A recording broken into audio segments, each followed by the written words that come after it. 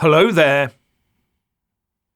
We are warned that the threat of terrorism in the West has markedly increased since the atrocious acts of Hamas. But what is the response from the authorities?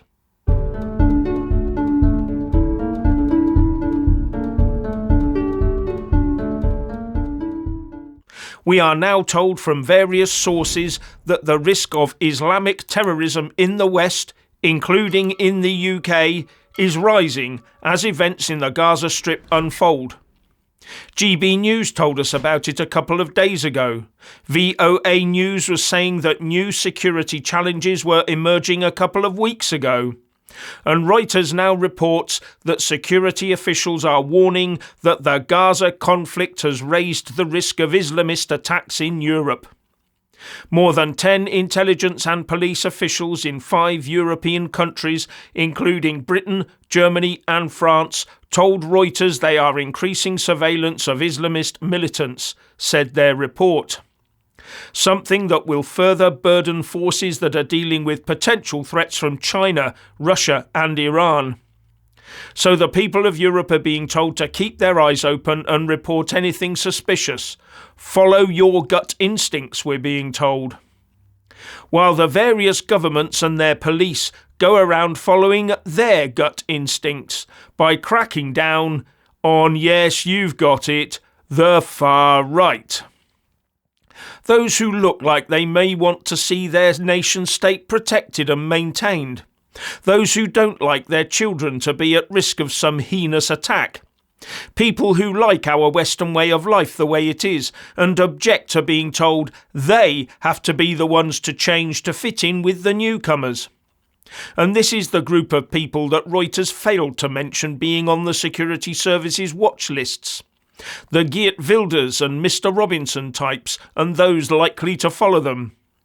And the Prime Minister of the Republic of Ireland, Leo Varadkar, has already shown us the direction of travel he's taking. He barely mentions the Irish-Israeli girl released by Hamas in exchange for 3 criminals. He's more incensed by the reaction of people who protest about those kids being attacked outside a Dublin school. Yes, the Irish authorities seem much more afraid of a far-right reaction than any amount of Islamist-based terrorism. Probably much the same as in the rest of Europe these days. Either that or they don't want ordinary UK and European citizens upsetting a certain demographic. So instead of keeping a beady eye on the pro-Palestine marchers for potential lone wolf attackers, they'll be checking up on the tweets of concerned citizens and raiding accordingly. With every lone wolf attacker being potentially not terrorist-related, just mentally disturbed. Nothing to see here. No dots to join together, you conspiracy theorists. While in the UK, the London Council of Havering has announced that the annual Hanukkah installation will not be taking place this year, stating, "We appreciate this is a hugely sensitive issue, but in light of escalating tensions from the conflict in the Middle East, installing the candelabra now will not be without risk to the Council, our partners, staff and local residents."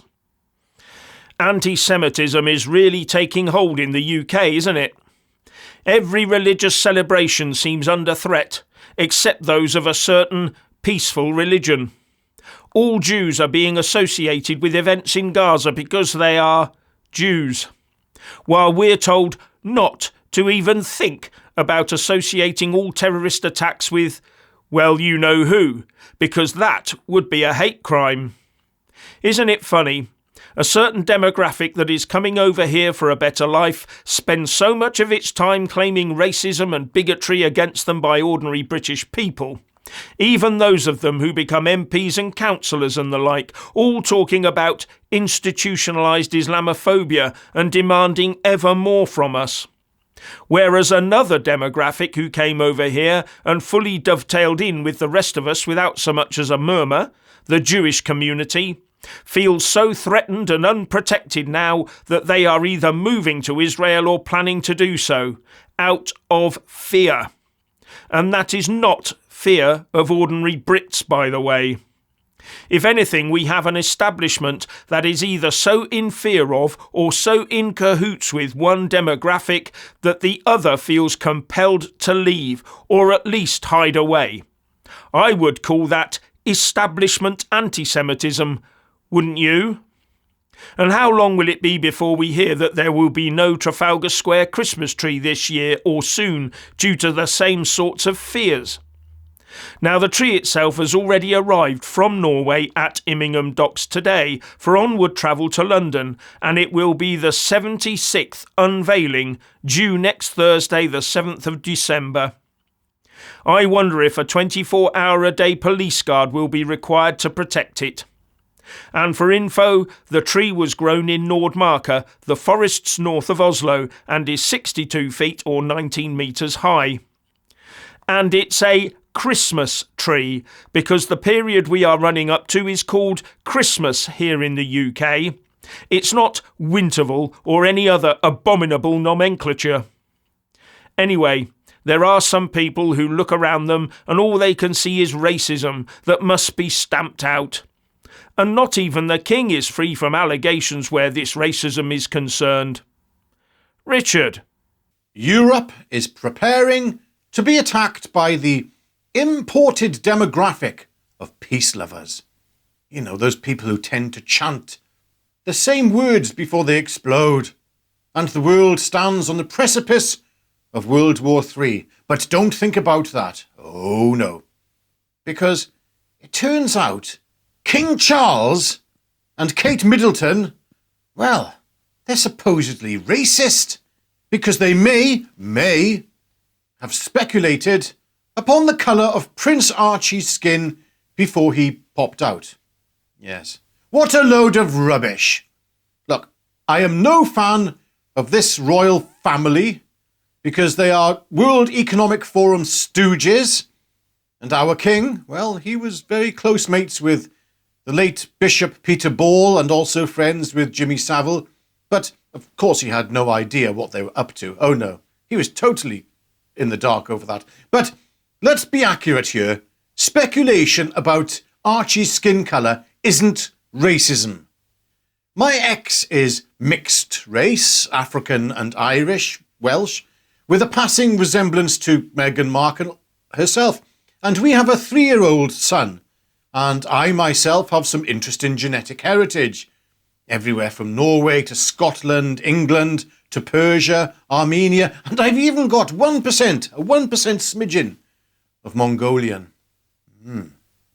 So, like many other couples at the time who have mixed race heritage, we used to speculate on which of our child's genes would express themselves.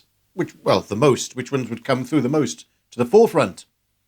My ex was convinced it would be a dark little girl with curly hair, and I thought that's a highly probable outcome, I thought, considering our combined biological heritage. However, out came a boy, our son. He came out taking after our combined maternal sides, which were both our mothers had blonde hair and blue eyes. So out he came, looking like my biological father with blonde curly hair. And he is a beautiful child. But speculation in the family was rife about how he would come out, what he would look like. And this is natural, considering our combined racial heritage. And so such speculation is not racist. And as much as I wish King Charles and Kate Middleton would just go away and stop pushing this satanic agenda, I don't think what they have been accused of is racist. I mean, how is this even a discussion in the news? This is pathetic. Anyway, what do you lot think about what Jeff and I have spoken about in today's videos? Please leave your mumblings and your bumblings in the comment section below. And we'll have a good read of them, and we will learn from you, as we always do learn from you. And we would like to give a special thanks to everyone who contributes towards this channel via Patreon, PayPal, and Super Thanks. You help keep the channel going, and that's it. Without you guys, we can't do this. So thank you. And there are links in the descriptions box below on how to help support us with the links to Patreon, PayPal, etc. So anyway, God bless you all, and bye for now.